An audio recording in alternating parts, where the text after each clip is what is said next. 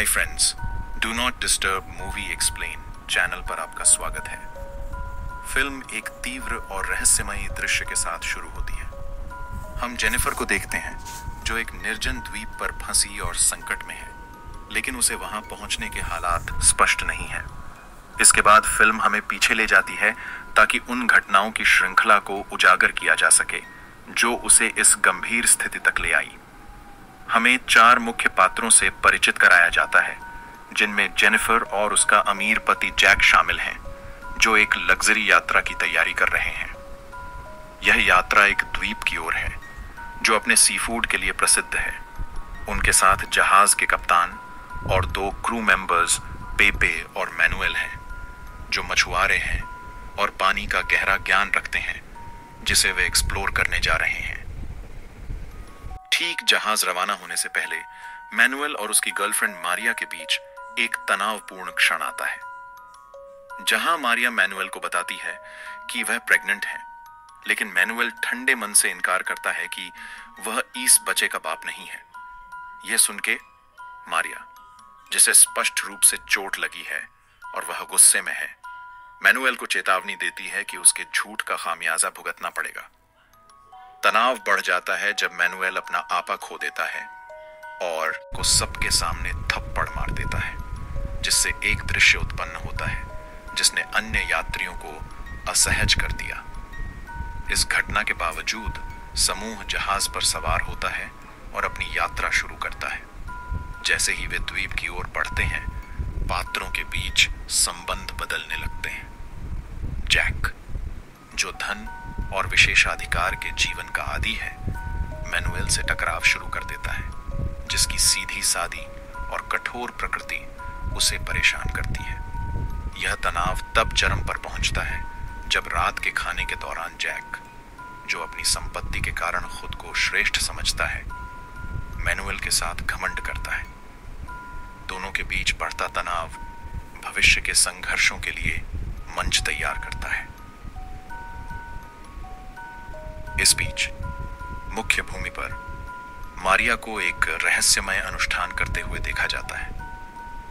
वह एक अंधेरे एकांत जगह पर जादू टोने जैसा कुछ करती है, जो स्पष्ट रूप से मैनुएल के प्रति उसके गुस्से और बदले की भावना से जुड़ा हुआ है। हालांकि मैनुएल इस बात से अनजान है और जहाज पर आराम करने की कोशिश करता है, किताब पढ़ते हुए। दुर्भाग्य से उसे जैक और जेनिफर के कमरे से आ रही जोरदार और भावनात्मक बहसें परेशान करती हैं, जो उसके कमरे के बगल में है। गुस्से में मैनुएल उन्हें टोकने के करीब होता है। तभी अचानक उसकी नाक से खून बहने लगता है, जो शायद मारिया के काले जादू का असर है। इस अजीब घटना को नजरअंदाज करते हुए वह सोने का फैसला करता है, यह उम्मीद करते हुए कि रात शांति से गुजरेगी। अगली सुबह और अधिक संघर्ष लेकर आती है। मैनुएल और जैक के बीच एक और गरमागरम बहस होती है, जो इस हद तक बढ़ जाती है कि कप्तान को हस्तक्षेप करना पड़ता है। कप्तान मैनुएल को कड़े शब्दों में चेतावनी देता है कि वह मेहमानों के साथ सम्मान से पेश आए, नहीं तो अपनी नौकरी खोने का जोखिम उठाएगा। पहले से ही परेशान मैनुएल गुस्से में आ जाता है और नौकरी छोड़ने की धमकी देता है। पहले से ही परेशान मैनुएल गुस्से में आ जाता है और मौके पर ही नौकरी छोड़ देता है। अपनी नाराजगी व्यक्त करते हुए एक चाकू जमीन पर फेंकता है। इसी हंगामे के बीच एक रुमाल गैस स्टोव पर गिर जाता है और आग पकड़ लेता है, जिसे कोई नहीं देखता। धीरे धीरे यह आग पूरे जहाज में फैलने लगती है। जैसे ही आग जहाज को अपनी चपेट में ले लेती है, वहां अफरा तफरी मच जाती है। यात्री और क्रू जल्दी से जान बचाने के लिए लाइफ बोट में सवार होते हैं और जलते हुए जहाज से दूर हो जाते हैं, लेकिन उनकी मुसीबतें अभी खत्म नहीं होती। उस रात एक भयंकर तूफान आता है, जो लाइफ बोट्स को अलग अलग दिशाओं में बिखेर देता है और जीवित बचे लोगों को अलग कर देता है।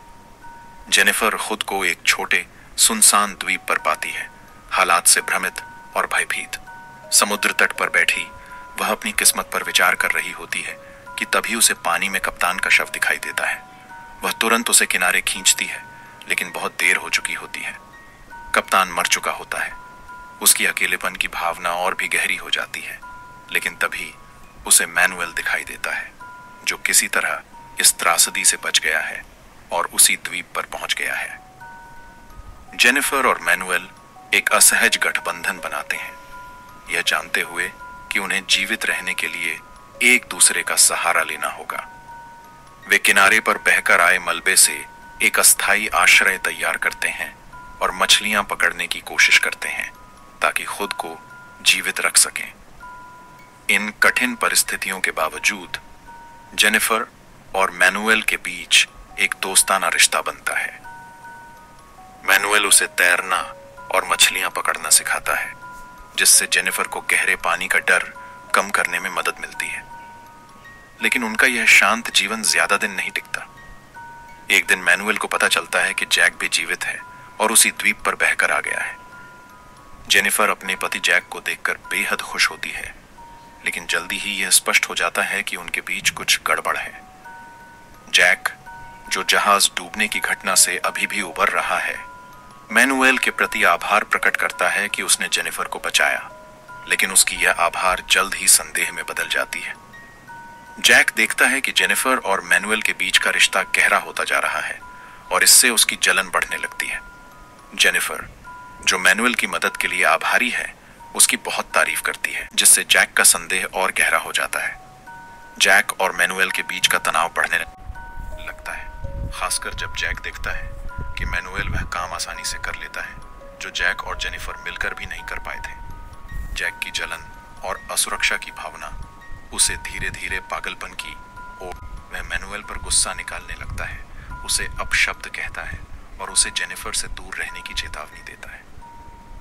जेनिफर, जो जैक की मदद करना चाहती है, अपने पति के साथ रहती है, हालांकि उसे यह एहसास होने लगता है कि उनके पास मैनुअल की मदद के बिना जीवित रहने का कोई साधन नहीं है। जैसे जैसे दिन बीतते हैं, जैक का स्वास्थ्य बिगड़ने लगता है।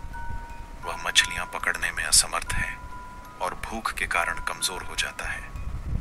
जेनिफर, जो अपने पति की देखभाल करने की जिम्मेदारी महसूस करती है, उसकी मदद करने की कोशिश करती है, लेकिन उनकी कोशिशें नाकामयाब होती हैं। दूसरी ओर मैनुअल आराम से मछली पकड़ता रहता है और खुद को अच्छी तरह बनाए रखता है। एक दिन मैनुअल जेनिफर को कुछ खाने का प्रस्ताव देता है, लेकिन जेनिफर इस डर से हिचकिचाती है कि जैक को गुस्सा आ जाएगा। अंततः भूख और हताशा जेनिफर को मैनुअल की पेशकश स्वीकार करने पर मजबूर कर देती है, लेकिन वह मैनुअल से यह बात छिपाने की शर्त रखती है। इसी दौरान जेनिफर और मैनुअल के बीच एक छोटा लेकिन महत्वपूर्ण चुंबन होता है, जो उनके रिश्ते को और भी जटिल बना देता है। जैक के रिश्ते में तनाव और बढ़ जाता है, जो जेनिफर के अंदरूनी संघर्ष को और जटिल कर देता है। जेनिफर की गतिविधियों से अनजान जैक एक जहरीली मछली खाने की तैयारी करता है, जिसे उसने मुश्किल से पकड़ा है। हालांकि उसे शक होता है जब उसे एहसास होता है कि जेनिफर ने कुछ और खाया है। वह उससे इस बारे में सवाल करता है। जेनिफर शांति बनाए रखने की कोशिश करती है और किसी तरह जैक को शांत कर देती है, लेकिन उनके बीच का तनाव बना रहता है। अगले दिन जब वे फिर से मछली पकड़ने जाते हैं तो वे निराश हो जाते हैं, क्योंकि उन्हें फिर से कुछ भी हासिल नहीं होता। स्थिति तब और बिगड़ जाती है जब जैक मैनुअल को उनकी आग चुराने की कोशिश करते हुए देखता है। गुस्से में आकर जैक मैनुअल की आग पर मिट्टी फेंक देता है, जिससे दोनों के बीच हिंसक झगड़ा हो जाता है। दोनों आदमी अपने अपने डर और हताशा के कारण क्रूर लड़ाई में उलझ जाते हैं। इस बीच जेनिफर फिर से शांति कायम करने की कोशिश करती है ताकि स्थिति और न बिगड़े। दिन बीतते जाते हैं और जैक की हताशा बढ़ती जाती है। उसे एहसास होता है कि उसे मछली पकड़ने का कोई उपाय खोजना होगा, इसलिए वह मैनुअल के चश्मे चुरा लेता है, जिन्हें वह समुद्र में गहराई तक गोता लगाने के लिए इस्तेमाल करना चाहता है। जब मैनुअल चोरी का पता लगाता है तो वह बहुत गुस्से में जैक का सामना करता है और उसे भाले से मारने की धमकी देता है। जेनिफर बीच में आ जाती है और संघर्ष के दौरान वह और मैनुअल एक खतरनाक स्थिति में पहुंच जाते हैं जो सब कुछ बदल सकती थी। जेनिफर डरती है कि जैक को उनकी मुठभेड़ का पता चल जाएगा, इसलिए वह शांति बनाए रखने की कोशिश करती है, लेकिन जैक का शक बढ़ता जाता है। आखिरकार जैक जेनिफर से पूछताछ करता है कि उसके और मैनुअल के बीच क्या हुआ था। दबाव में आकर जेनिफर सच कबूल करती है, जिससे जैक का गुस्सा फूट पड़ता है। गुस्से में आकर जैक जेनिफर पर हमला करता है और उसे उनकी शरण से बाहर फेंक देता है, जिससे वह असहाय और अकेली हो जाती है। मैनुअल, जिसने यह सब देखा था, जेनिफर के प्रति सहानुभूति महसूस करता है और उसे अपने पास शरण और सहारा देता है। समय के साथ बचे हुए लोग अपनी कठोर वास्तविकता को अपनाने लगते हैं। अगले 5 महीनों में वे जीवित रहने के लिए आवश्यक चीजें इकट्ठा कर लेते हैं। जैक अब कुछ जीवन रक्षा कौशल सीख चुका है। मछली पकड़ने के लिए एक अस्थायी चश्मा बनाता है।